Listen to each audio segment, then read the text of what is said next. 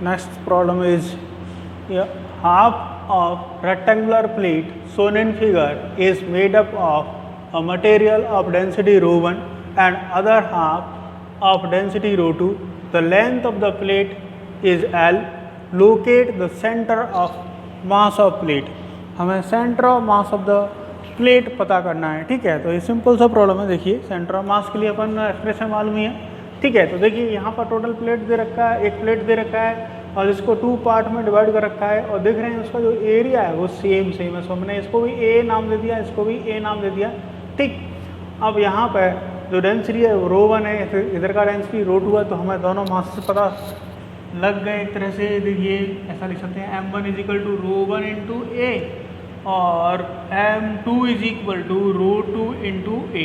ऐसा हमने क्यों लिख दिया, क्योंकि ये कहना आसान है कि डेंसिटी इंटू एरिया क्या होगा मास, क्योंकि यहाँ पे जो मास है वो एरिया के फॉर्म में स्प्रेड है। नॉर्मली हम वॉल्यूम लिखते हैं लेकिन एरिया के फॉर्म में स्प्रेड है, इसीलिए एरिया से मल्टीप्लाई करते हैं, ठीक है। ये रो वॉल्यूम डेंसिटी नहीं है, कौन सी होगी, ये सुपरफिशियल डेंसिटी है, मतलब मास पर यूनिट एरिया के फॉर्म में यहाँ गिवन है आपको, ठीक है। या यूँ कहोगे थिकनेस सेम है तो वो हमने मल्टीप्लाई नहीं किया, आप कुछ भी कह सकते हैं, ठीक है। तो इस तरह से और वैसे भी ये फैक्टर लास्ट में कैंसिल होने वाला है तो कोई दिक्कत नहीं ए वाला, ठीक है। तो इस तरह से m1 m2 को हमने लिख दिया है, राइट। अब देखिए अब हमें इनकी लोकेशन मालूम होना चाहिए, किसका, m1 एंड m2 का। यदि लोकेशन मालूम है तो फिर हमें फॉर्मूला यूज़ करने में कोई प्रॉब्लम नहीं होगी। तो एक बार यहाँ से यहाँ तक का जो डिस्टेंस है वो हम जानते हैं कि ये पूरा L है, ये L/2 है, ये कितना है L/4। इसी तरह से ये कितना होगा, चलिए यहाँ पे ये लिखा ये है यहाँ से यहाँ तक 3L/4 ये पूरा, ठीक है। तो m1 m2 and the position of m1 m2 मालूम है, तो सेंटर मास क्या होगा, xcm is equal to m1 x1 m2 x2 upon m1 plus m2, ठीक। अब देखिए क्वेश्चन हटा देते हैं, हमें ज़रूरत नहीं है। तो ये हटाने के बाद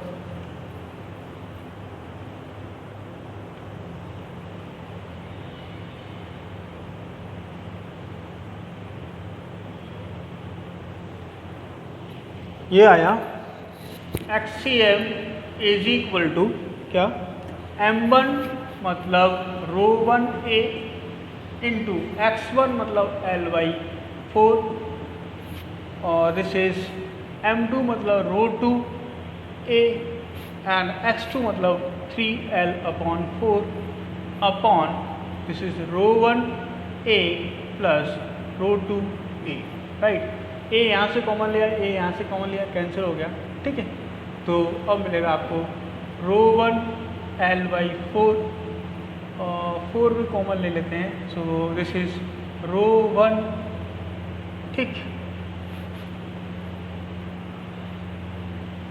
प्लस रो 2 और ये 3 है इसीलिए 3 रो 2 और ये कॉमन आ गया L/4 L/4, राइट, अपॉन ए तो कैंसिल हो गई है और रो 1 प्लस रो 2, ठीक है, xcm।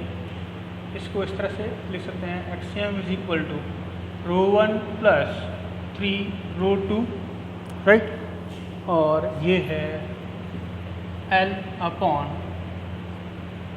रो 1 प्लस रो 2 और दिस इज 4, ये सेंटर ऑफ मास की पोजीशन, ठीक।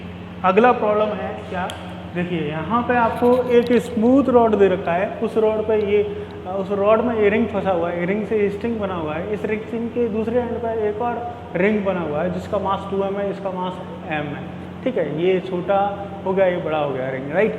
अब देखिए क्या है, ये हॉरिजॉन्टल इस तरह से स्ट्रेट बना हुआ है स्ट्रिंग। अब हमने यहाँ से रिलीज किया तो ये नीचे आएगा, नीचे आएगा तो इसको जरक लगेगा तो ये इधर शिफ्ट होगा, ऐसा कुछ प्रॉब्लम है। तो क्वेश्चन क्या है, देखिए all surfaces are smooth, ring of mass 2m released as shown in figure, find the displacement of a small ring when the string become vertical। मतलब जब हम बड़े वाले रिंग को छोड़ देते हैं यहाँ से तो जब वो सीधा होगा स्ट्रिंग तो तब इस वाले का डिस्प्लेसमेंट कितना होगा, छोटे वाले रिंग का। ठीक है, तो जब हमने यहाँ से छोड़ दिया तो ये ऐसे से जाके ये इधर घूमेगा और इधर मूव करेगा, तो सीधा होगा, तो इसका डिस्प्लेसमेंट तब तक कितना है वो पता करना है। ठीक है, चलिए, तो एक तरीका तो ये है क्या कि हमने मान लिया लेट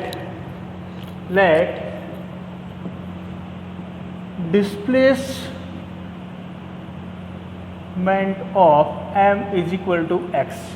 ये इधर x डिस्प्लेस हुआ तो एक्चुअल में यहाँ पहुँच जाएगा और ये ऐसा जा करके ये स्ट्रेट हो जाएगा। ठीक है, ये लीजिए ये स्ट्रेट हो गया। तो टोटल लेंथ l है, तो इसका डिस्प्लेसमेंट इधर बैकवर्ड में कितना होगा l माइनस एक्स। ठीक है, तो इस तरह से हम लिख सकते हैं। तो ये आ गया displacement of m, this is displacement of 2m is equal to कितना होगा, 2m बैकवर्ड में गया है इसीलिए माइनस में और l माइनस एक्स। ठीक है, अब देखिए सेंटर ऑफ मास का डिस्प्लेसमेंट लिखेंगे तो हमेशा delta x c m is equal to m delta x1 plus m1 है, ये m2 है, delta x2 upon m1 plus m2। हमें मालूम है यहाँ पे कि इंटरनल फोर्सेस लग रहे हैं, एक्सटर्नल कोई नहीं, इसीलिए हॉरिजॉन्टल डायरेक्शन में displacement of centre of mass क्या होगा, 0 होगा। तो let this is equal to 0 is equal to m1 is m and delta x1 is x positive है, plus m2 is 2m and delta x2 is minus, इसको multiply कर देते हैं minus l और ये x माइनस l ऐसा लिख देते हैं x माइनस l। ठीक है, upon this is m plus 2m is 3m। ठीक है, इस तरह से लिखा हमने। अब देखिए इसको बस रिजॉल्व करना है, यही था मुश्किल स्टेप। इसमें इंपॉर्टेंट पार्ट तो यही है कि x1 क्या है, x2 क्या, मतलब इसका m का डिस्प्लेसमेंट और 2m का डिस्प्लेसमेंट करना है, वो आना चाहिए लिखना आपको। ठीक है, तो अब देखिए इसके बाद ये वाला पार्ट 0 हो जाएगा, this is mx plus 2mx minus 2ml is equal to 0, ये आया 3mx is equal to 2ml और m से m cancel, l is equal to होगा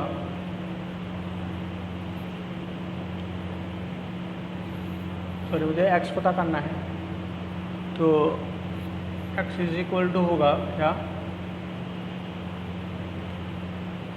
2l अपॉन 3, इस तरह से।